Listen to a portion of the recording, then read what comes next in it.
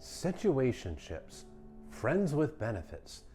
These most often involve somebody who's avoidant and likely seriously avoidant.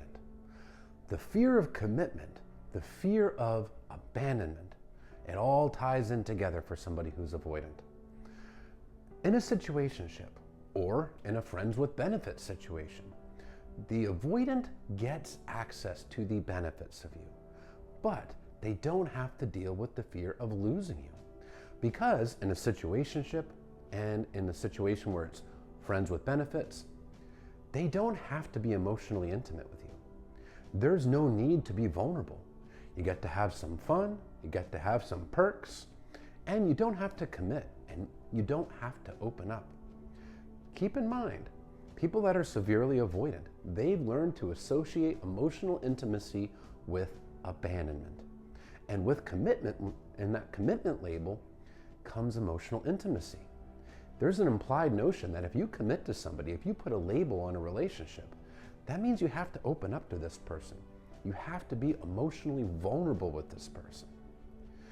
Avoidants as children were generally emotionally neglected. It doesn't mean that they were abused. That can happen, but it's often not the case. It just means that they weren't shown the nurturing that they needed as children. Their feelings were often routinely dismissed. And because of this, they learn that the people you're supposed to rely on for your emotional needs are going to disappoint you. They're likely going to abandon you. So the avoidant learns that they can only rely on themselves. However, they still like the validation of being wanted. They still want that attention. They still want that external validation. And they get that in a friends with benefits situation. They get it in a situationship. They get that attention. They get to feel desired. But they don't have to deal with the fear of losing this person because it was never a committed relationship to begin with. Because commitment triggers that fear of abandonment.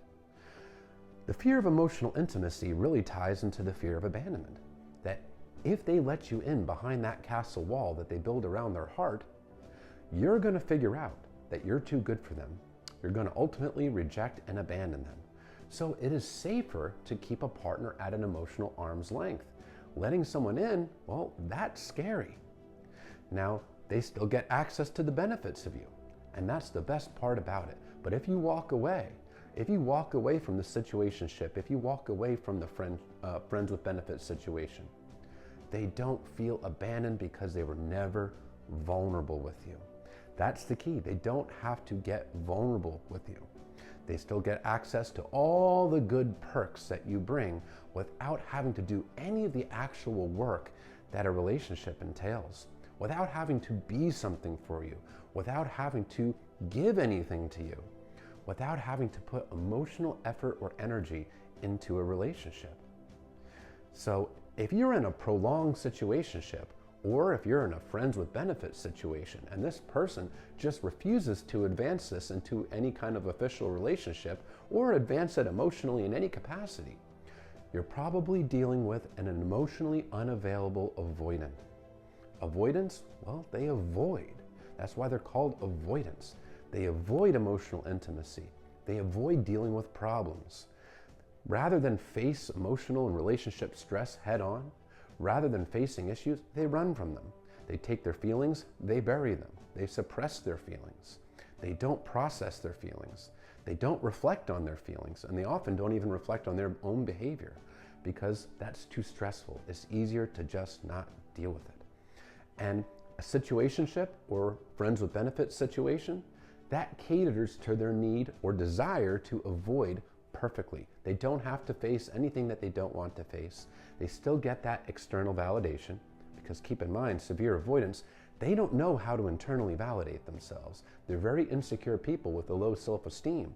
They rely on that external validation to feel better about themselves. So they get that validation, they get that attention, and they get some other perks as well, if you know what I mean. So it suits their avoidance perfectly.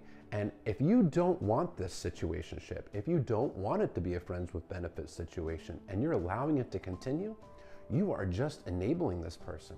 You're sending them the message that it's okay to string you along, that you will be there to validate them and they don't have to give you anything in return, especially emotionally. You'll just be continuously enabling this person into their own avoidance. Remember, your wants and needs matter too. If the situationship or the friends with benefits situation is not meeting your needs, it's important for you to assert your wants and needs and hold boundaries. Because when you hold boundaries, when you assert your feelings, when you assert your needs, you are telling yourself a very powerful message. You are telling yourself that you can rely on yourself to take care of your emotional wants and needs, even when it's tough. That's a big confidence booster. And guess what? That's the path towards becoming securely attached to yourself. But when you don't allow your wants and needs to be addressed, when you don't assert your feelings, and when you allow yourself to be treated in a way that you really don't like, and be strung along in a situationship or friends with benefits situation, you are telling yourself the message that your feelings, your wants, your needs ultimately don't matter.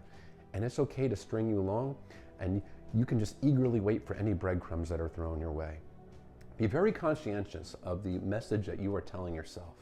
Because when you're telling yourself negative messages like that, even unintentionally or subconsciously, you're pushing yourself into anxiety and insecurity.